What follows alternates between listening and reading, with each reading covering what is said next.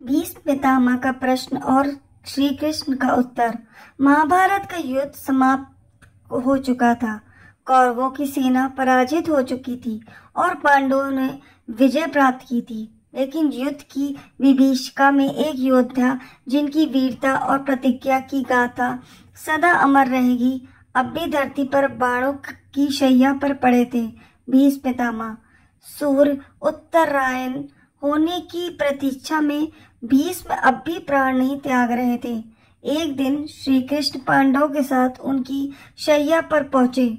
शांत वातावरण में भीष्म ने श्री कृष्ण की ओर देखा और धीरे से बोले, केशव, मैंने जीवन भर धर्म के पथ पर चला, निस्वार्थ सेवा की, ब्रह्मचार्य का पालन किया, फिर भी मुझे यह कठोर दंड क्यों मिला?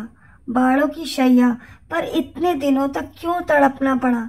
श्री कृष्ण मुस्कुराए। उनके नेत्रों में करुणा थी, पर साथ ही गूढ़ ज्ञान की गंभीरता भी। वे बोले, पितामह, आप सत्य है, धर्म है, परंतु कर्म फल से कोई नहीं बच सकता, न आप न मैं। आपका जीवन महान था, पर एक क्षण आया जब आप मौन रहे, जबकि आपकी वाणी अन्याय को रोक सकती थी। जब द्रौपदी को भरी सभा में अपमानित किया गया, आप वहां थे, पर आपने कुछ नहीं कहा। यह मौन ही आपका दोष बना। भीष्म की आंखें नम हो गईं। वे जानते थे यह सत्य था। श्री कृष्ण आगे बोले, आपका यह कष्ट उसी कर्म का फल है। यह दंड नहीं, चेतावनी है समस्त मानवता के लिए कि महानता मौन से नहीं, साहस से पूर्ण होती है।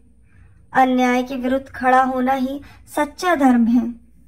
भीष्म ने गहरी सांस ली और उनकी आंखों से बोध के आंसू बहने लगे। केशव, आपने मेरी आंखें खोल दी। अब मैं शांति से उत्तरायण की प्रतीक्षा करूंगा। श्री कृष्ण ने उनका हाथ थामा और एक दिव्य तेज उनकी शैया के चारों ओर फैल गया। सीख, धर्म केवल कर्म करने से नहीं, अब कर्म रोकने में भी है। मौन रहना कभी कभी सबसे बड़ा अधर्म बन सकता है।